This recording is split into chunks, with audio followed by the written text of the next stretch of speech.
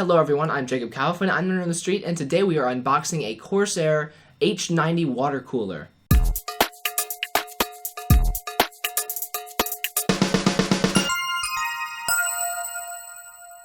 So when I got my 4K camera, I noticed my computer was taking a really long time to render video, and at first I thought it was just because of the increased resolution of 4K.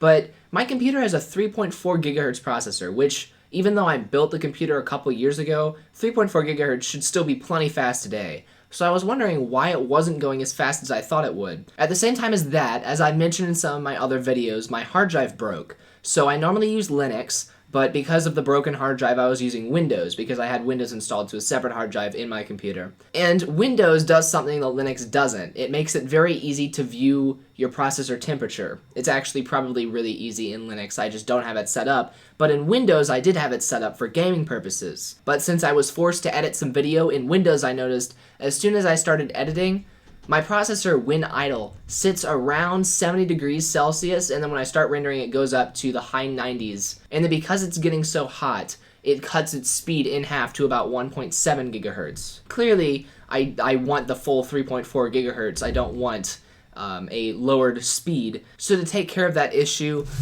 I picked up a water cooler. Like I said, it is a Corsair Hydro Series H90. It is an all-in-one thing. It's a complete package. You don't have to worry about setting the radiator up or putting liquid in. It comes with everything already assembled, and you just put it on your processor and attach it to your case, and you're good. So we will unbox that. First, I've got a couple of smaller unboxings.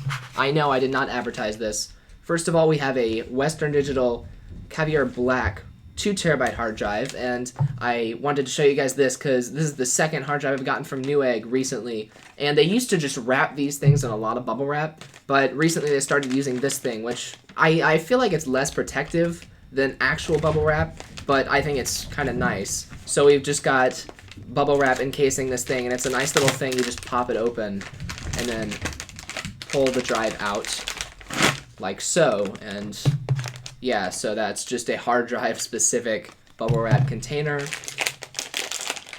Inside the anti-static bag, you can see we have our Western Digital. I think they just call them Western Digital Black. It's not Caviar Black anymore. But yeah, I won't take it out of the static bag now. Just showing you all that nice packaging. Next we have RAM. And I got some Team Elite Plus RAM. The RAM in my computer right now is Team Elite. So hopefully this will work with the current RAM because, like I said, they just added a plus to it. Otherwise, it seems to be the exact same RAM I got the first time. I should note, Newegg used to be very good with their packaging. Today, though, this RAM was just jammed at the bottom of the box, underneath the water cooler, the hard drive, and the bubble wrap around those two things. So there was no bubble wrap separating this and the bottom of the box. And I think it was even face down. So yeah, that was kind of strange. So if that's not where you're supposed to tear it, is it?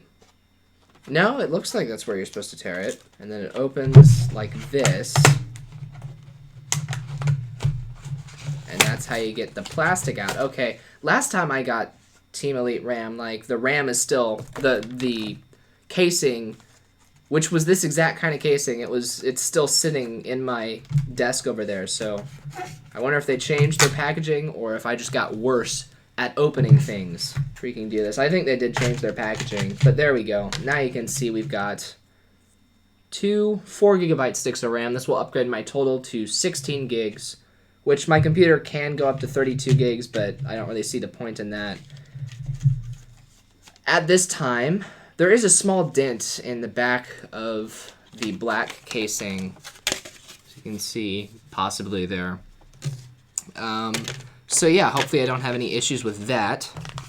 This was free with the hard drive, because it's a high quality hard drive, so they were doing a special. They don't always give you a cable with it, but today they decided to be nice and throw it in. There we go. It is a SATA 3, 6 gigabytes per second cable, serial ATA 3.0, so that's nice. Now on to the star of the show. You guys were here for the cooler itself, so I will unbox it at this point. This is shrink wrap. It's not crinkly plastic wrap, although it is tougher than standard shrink wrap.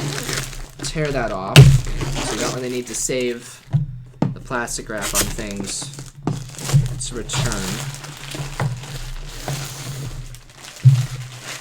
So there we go. You can see the box.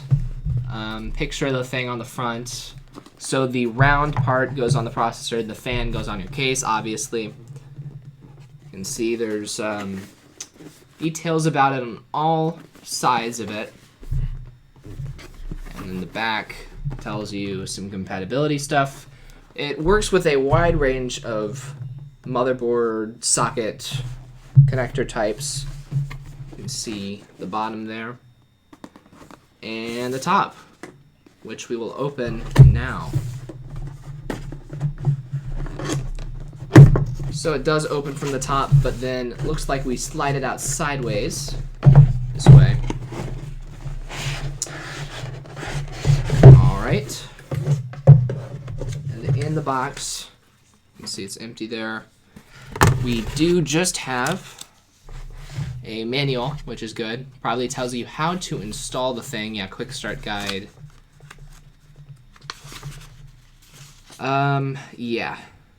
Yeah, installing the radiator and everything. So we will do that in a minute. You can see here the unit.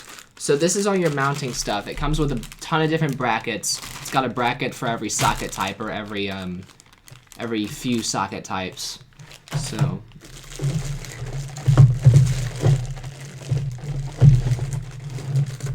it's very cold.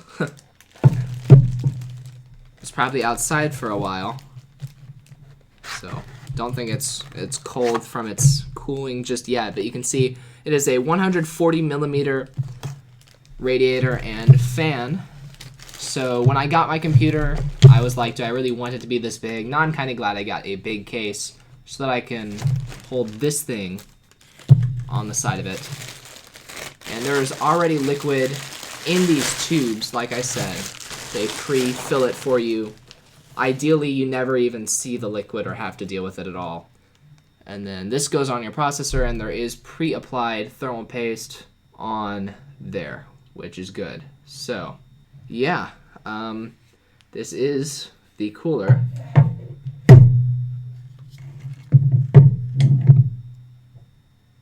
All right. Just one more box in here. So I was wondering, if you saw me looking into the radiator, I was like, where is the fan in there? It doesn't look like there's a fan. This is where the fan is. And yeah, this huge thing will attach. So before I had the Intel stock cooler in my computer. Well, I guess I'll just show you. So yeah, that was pretty good packaging. And unfortunately, the installation video for this came out way too long. You guys never would have wanted to watch that, so I'm going to go ahead and not show you the installation of this. But you can see the finished product. Right here, I have installed the cooler. So there was just a tiny little fan there in that circle, but now, as you can see, there's no longer a fan there. Instead, there is just the heat sink.